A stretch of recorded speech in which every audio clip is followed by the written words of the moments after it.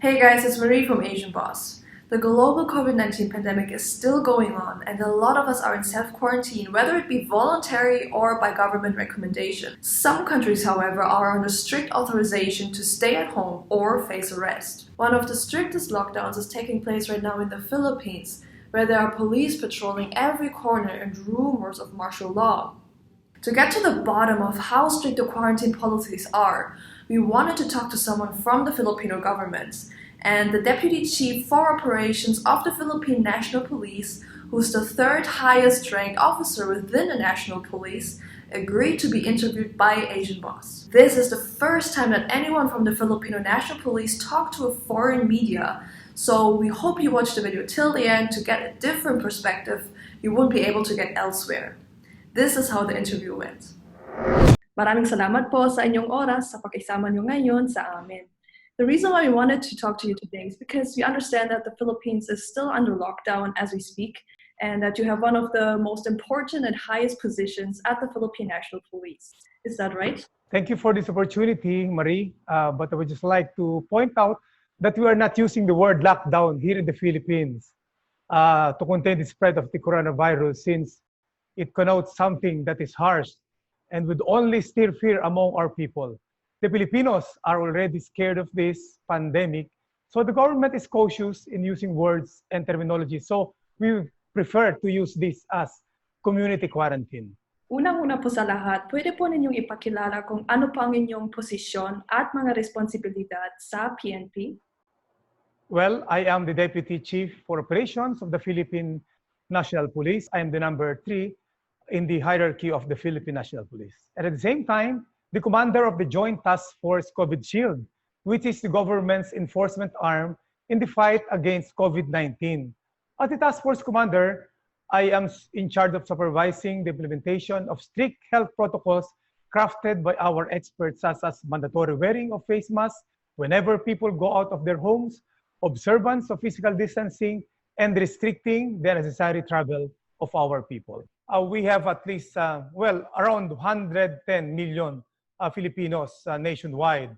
And we have 205,000 police personnel. You took the helm as Deputy Chief of Operations on January 2020, which is only a few months ago, right? So when you came on board, did you ever anticipate anything like COVID-19 happening in the Philippines? Assessing the current situation across the globe, nobody seems to expect this to happen this quick. But when news about of this was happening in Wuhan, China, already making headlines, our Commander-in-Chief, President Duterte, has already instructed us to prepare for the worst-case scenarios, noting the proximity of the Philippines to China. This is the reason why police and military personnel were rapidly and widely deployed to man the quarantine control points in Metro Manila on March 15 and in Luzon the following 2 days, and across the country in the succeeding days. Sa inyong pananaw bilang high-ranked na PNP officer, how did COVID-19 actually impact the Philippines? If you look into this socio-economic perspective, I believe that this is worse than the combined yearly natural calamities that regularly hit our country. Most of our people suddenly found themselves jobless, incomeless, and totally dependent from the government's food and cash assistance. But if you were look into this in the standpoint of peace and order, there has been a significant decrease in the crime volume, or 60% reduction in more than 22 months on the implementation of this quarantine rule, if we're going to compare this with the last 2 months before the implementation of the community quarantine. It is noteworthy to mention, however, that despite the financial hardship that our people have been experiencing, we have not recorded any single case of looting. And we attribute this to the planning and foresight of our crisis managers, as well as the cooperation and understanding of our people. Meron po tayong global audience watching right now who's very curious about how the Philippines is actually handling the quarantine in response to the COVID-19. So it's really great to hear from someone like you directly to get the first-hand account. So could you explain to us what exactly are the current lockdown restrictions that are in place? Well, we started actually with the ECQ in March 17. ECQ is the enhanced community quarantine. And MECQ is modified, enhanced community quarantine. But the difference between the ECQ and the modified ECQ is that in ECQ, there are only few establishments that are permitted to operate. But in the modified ECQ, we loosened a bit, and more establishments were allowed. So which means that it is more challenging for the Philippine National Police, considering that more establishments are now operating, and consequently, more persons or vehicles are now outside. And these are the things that we have to check in order to ensure that only authorized persons are allowed to be outside of their residence. What was the direction and exact orders you received from President Duterte on how to actually implement the lockdown? Well, basically, we are implementing the guidelines given to us by the Interagency Task Force through the conduct of our quarantine control points or checkpoints. So first, we have to know which establishments are permitted to operate, then who are the people who are members of the workforce of this establishment. And through our checkpoint, we have to find out whether those who are passing through our checkpoints are authorized or not. And aside from that, we have police visibility on areas which are allowed to operate. And one significant interventions that we have implemented is through the implementation of curfew, which are initiated by the different local government units nationwide. So what does this mean for the average citizens of Manila? Are they allowed to go outside? What if they have to buy essential items like food, groceries, or what if they have to go to the hospital? Is there any system you implemented to help people in this situation? Our national and local government officials also issued quarantine passes in order for one member of the household to be allowed to buy food and other essential items for their family, but strictly during a particular period of time and place. Well, most of these quarantine passes actually are limited to the place where they are given. So we discourage quarantine pass holders to cross borders, and instead they're advised to buy the essential items only and within their respective communities. Ano po ang mga pinakamalaking challenge para sa police force when it comes to enforcing this lockdown? Well, actually, our main challenge is actually to prevent the spread of that the virus, to save as many Filipinos from being infected, and by restricting the necessary movement of these people and forcing them to follow the health and community quarantine protocols. As you have seen, since the start of our enforcement, it started from around 8,000 violations. But recently, with the more police personnel and soldiers being deployed in the different areas prone to be violated on physical distancing, it reduced to less than 1,000 violations. So right now, what we're doing is to accost them, but most of them are just being warned. And for those who are hard-headed and resisting and disobeying our police personnel, they're the one being arrested, and appropriate charges are being filed against them. But is the dense population also one of the challenges that the police? Yes. Well, of course, that is true. The population is one of the challenges, but we have to work with it. All of these constraints and other limitations are being considered, but still we have that objective to attain. That is why we have to enforce what needs to be implemented, so as for us not to waste what we have started for the past 2 months or so. What's the police protocol and official response supposed to be if you see someone disobeying the quarantine rules? Well, while the implementation of the quarantine measure really is that strict, but you see, we really have to be compassionate. So in most of the cases, we leave this up to our ground commanders to deal with the violators in case-to-case basis. For example, nobody in his right mind would arrest a senior citizen who just wants to buy his maintenance medicine. So, or, to go out to buy milk for his hungry baby. So are you allowed to use force if ever? Well, the use of reasonable force is always the last resort, depending on the situation on the ground. At the course of the implementation of the quarantine rules, we come up with basic precepts or protocols which we constantly remind to both our men and the public to avoid unnecessary confrontation. For the public, the rule is that one, you should obey the quarantine rules, and two, obey the people or respect the authorities enforcing them.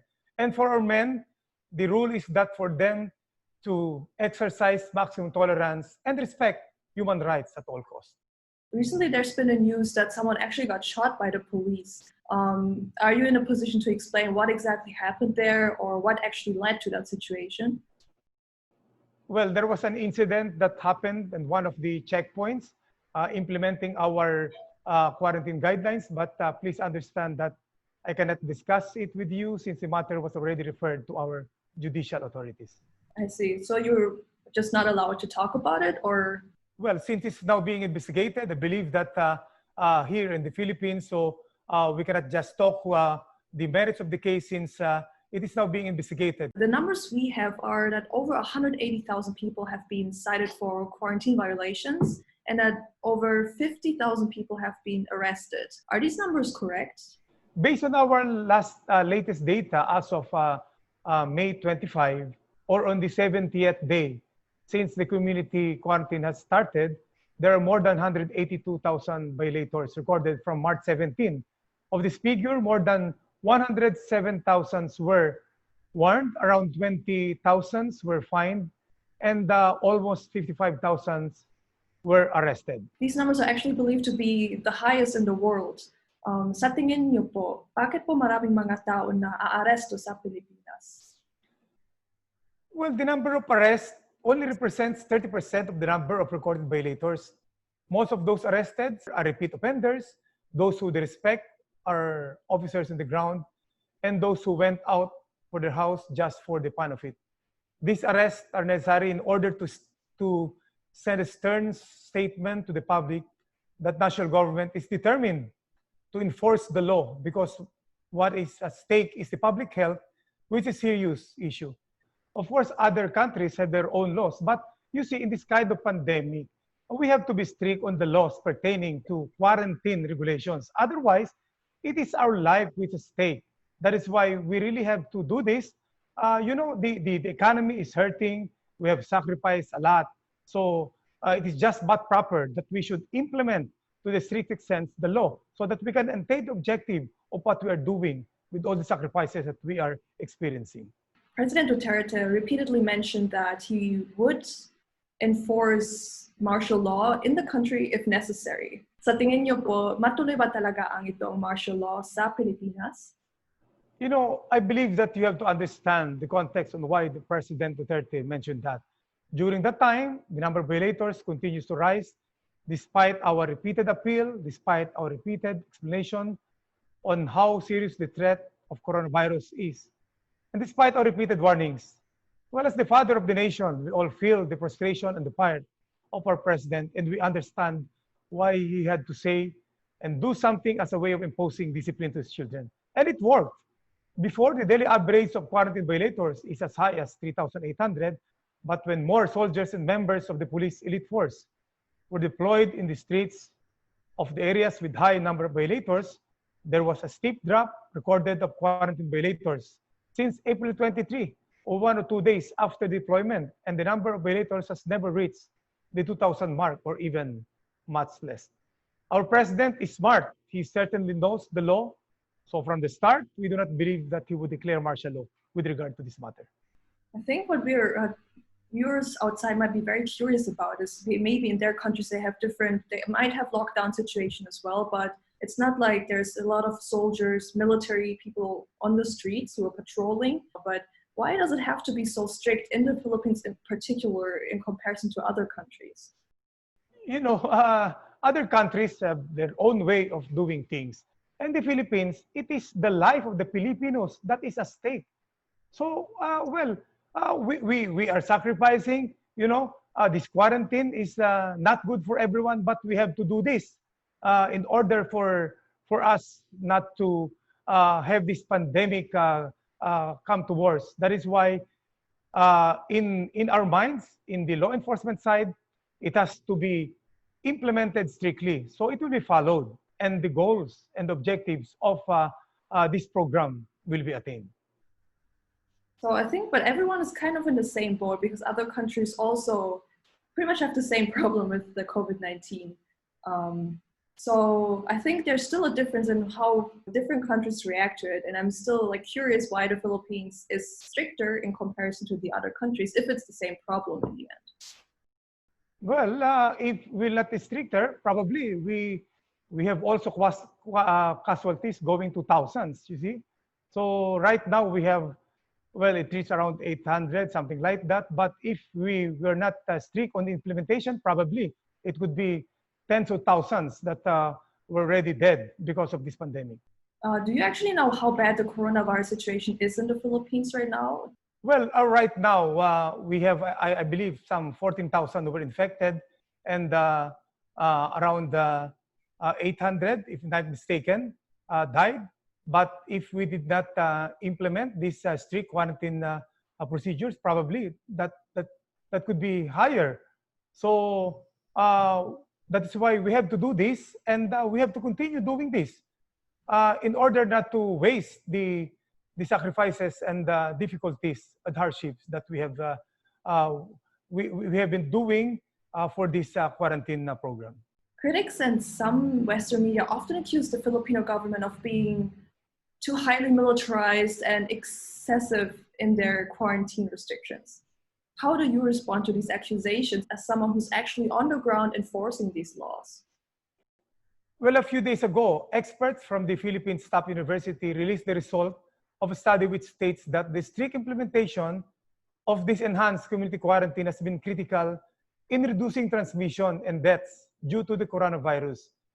We believe that this is a vindication on the part of the President and his crisis managers, a vindication on the part of law enforcers, and a solid testament that we did the right thing amid unfair criticisms of militarized approach in fighting this virus. The irony in these unfair allegations with the Western media is that it is the West where cases of coronavirus infection are high. And here in the Philippines, we are doing this because we want to save lives, we want to save people. So I believe that all what we're doing here is in consonance with the objective of this government to save people. And we will continue on doing this as long as that we believe that is appropriate to attain our goals and objectives. In the end, what's your biggest priority as one of the key people at the Philippine National Police? And what is your long-term mission? Well, the biggest priority of the government, which I'm part of, is to contain the spread of the coronavirus and save many Filipinos from infection, especially now that we are gradually reopening our economy and gradually shifts to the so-called new normal. So in terms of the long-term mission, our Commander-in-Chief, our President, is committed to defend the country from this unforeseen enemy and determined to save as many Filipinos from being infected by this fatal disease. On our part, we will continue to focus on our mission by acting as if it is always the day one of the pandemic in the country until such time that the vaccine is discovered and everything is normalized. Is there anything you want to tell the Western audience or maybe even Western media who portray the way of how the Philippines is tackling this situation? Is there any message you want to tell them? Well, it's not very easy for our government, to plan all of these things that we're doing right now. So it's a balancing act on the economy versus the health of the Filipino people. And that's why we have this crisis management through the interagency task force to plan for it and make the necessary recommendation. And as long as they come up with a decision based on science and based on the data that we have for the past days, weeks, and months, we will fully support this one in order to implement this one.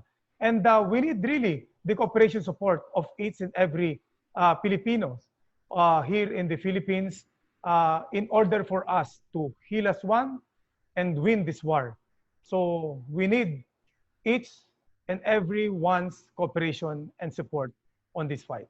Is there maybe anything else you would like to get out there where you think the Philippine National Police might be misunderstood and you just want to clarify a few things? Because I think on social media, a lot of people are actually blaming the police, but what's your response to that? I think that the people must know that the the law enforcement officers, particularly the Philippine National Police, is just implementing the guidelines being given by the policymakers or the interagency task force on the management of the emerging infectious diseases here in the Philippines. The Philippine National Police, being the front line of this campaign, is actually very much vulnerable on the infection. We are not exempted. In fact, in our organization, so far, more than 270 among our personnel are infected, and 4 died with this coronavirus.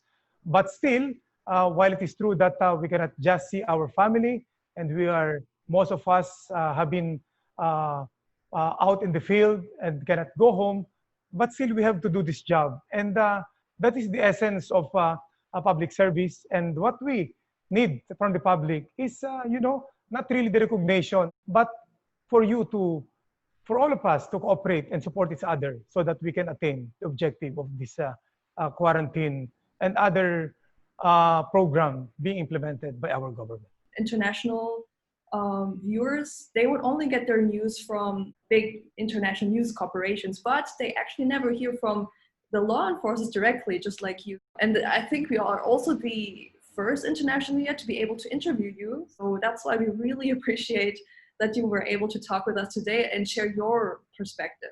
Thank you, Marie, for having me. We want to thank Lieutenant General Eleazar for sharing his insight. For us, it was interesting to hear directly from one of the highest government officials on this issue. But what did you guys think? Let us know your thoughts in the comments. For more authentic insight into the latest news and social trends from Asia, be sure to subscribe to Asian Boss and download our free community app, which you can find in the description below. Thanks for watching, and as always, stay curious.